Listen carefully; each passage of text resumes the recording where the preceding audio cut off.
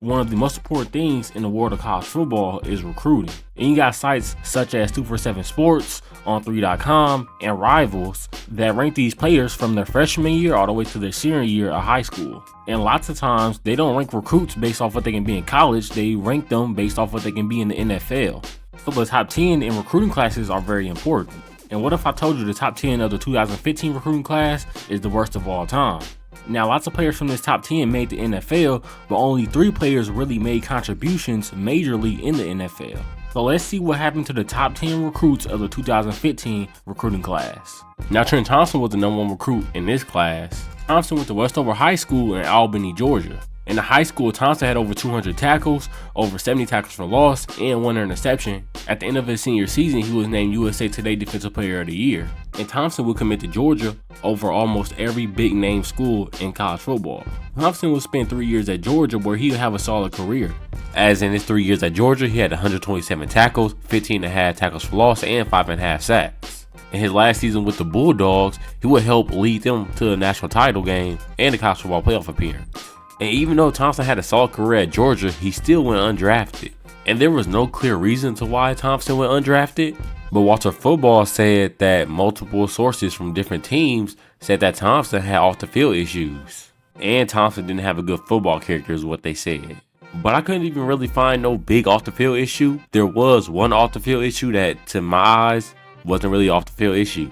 In the summer of 2017, the police was called on Thompson as they said he was wandering the roadway. And there was no drugs or alcohol found in his system, but he was hospitalized with a medical issue.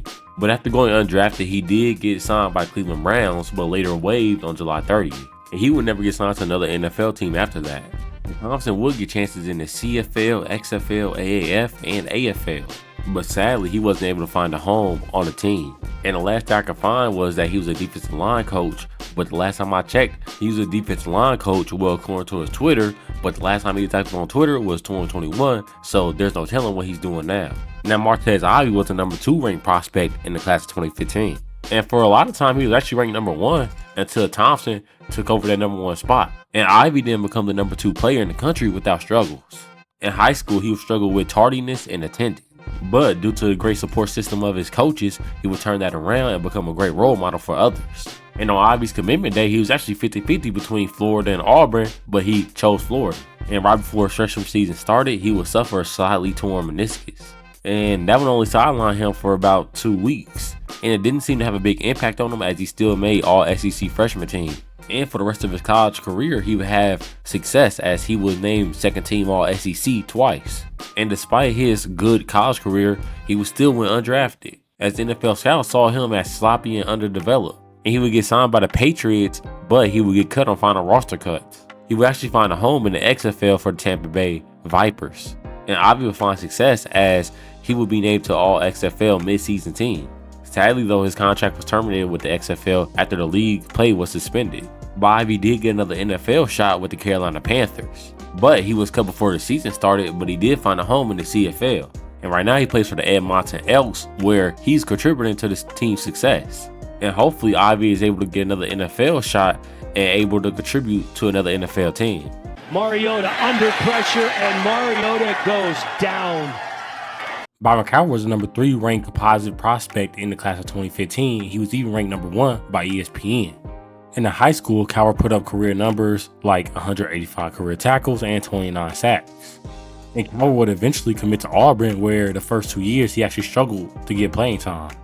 And Cowher would eventually leave Auburn and go to Hillsborough Community College, which was closer to his hometown, Tampa, Florida. And he would do good at Hillsborough and get a scholarship offer from Maryland and commit to Maryland. And his one season in Maryland was really good. He had 38 tackles, 5 tackles for loss, 3 sacks, and 2 interceptions. He would actually get an NFL Combine invite, and he eventually got drafted in the 5th round to the New England Patriots. In his first year in New England, really he didn't do anything, but his second year is when he started 14 games. And in that season, he would have 27 tackles, 3 pass deflections, and 1 sack. And for the 2021 season, he was placed on IR, and then in 2022, he got cut. After that, he was picked up by the Indianapolis Colts, where he recorded 12 tackles, but he was waived by them also. And despite being picked up by the Chiefs, Texans, and Dolphins, he hasn't played a game since being in Indianapolis. And hopefully soon, Coward is actually able to land with a team that gives him meaningful snaps. Iman Marshall was a 4th ranked recruit in the class of 2015. And I struggled to find his high school stats, but I did find out that he was named first team All-American for his senior season. And Marshall went on to commit to USC, where he actually had a successful career. In his career with the Trojans, he had 218 total tackles, 6 interceptions, and 36 pass deflections. In 2018, he was actually named to the All Pac-12 second team. And he will enter his name in the NFL draft, where he'll be picked by the Baltimore Ravens in the 4th round. And he'll be on IR for most of his rookie season, only playing in 3 games and making 1 tackle. And on August 16th of 2020, he would actually tear his ACL, and this would cause him to miss the whole season. And then in August of the next year, he would again tear his ACL, and then in 2022, the Ravens would then waive him. Then in early 2023, he would get signed by the New Jersey Generals of the USFL, but in early March, he was released. And he might get picked up by other teams across other leagues, but sadly, his career was cut short due to injury. With extra men on the rush, throw to the sideline, up for grabs, and the 5th player ranked in the 2015 class was Derwin James. And James was so good in high school that he was offered as a freshman. And he would end up committing to FSU, where he played 3 seasons with the Seminoles. And in his first season, he would have 91 tackles, 4.5 sacks, 4 pass deflections, and 2 forced fumbles. And he would be named first team All-ACC, but sadly in his sophomore season, he would get injured and had to sit out for the rest of the season. He bounced back in his junior season in a big way, having 84 tackles, 1 sack, and 2 interceptions. And James will forego his senior season and enter the NFL draft. And he'll be picked with the 17th pick in the 1st round by the Los Angeles Chargers. And in his rookie season, he made the Pro Bowl. Thankfully, the next season he would miss mostly due to injury, and then the next season after that, he would miss completely due to injury. And since returning from the injuries, he's been named to the All-Pro team twice and to the Pro Bowl twice. And Derwin seems to have a couple more years of great successful seasons in the NFL left. And KH Mckenzie was the 6th ranked player in this class. In Mckenzie's junior season, he would have 74 tackles and 12 sacks, but he would transfer his senior season to a different high school, but he was deemed ineligible as they said his transfer was athletically motivated. But that wouldn't really bother Mckenzie, as he would still be able to commit to Tennessee. He only played 2 years for the Vols, but in those 2 years, his career was plagued with injuries. In his freshman season, he played 9 games, and in his sophomore season, he played 6 games. And he was into his college career with 36 tackles, 1 sack, and 1.5 tackles for loss. He would then enter his name in the NFL draft, where he was picked by the Kansas City Chiefs in round 6. And the Chiefs actually changed his position from defensive tackle to offensive guard. And after just 1 year with the Chiefs, he would end up getting waived. The Seahawks would end up picking him up out of free agency, but the Seahawks will also waive him.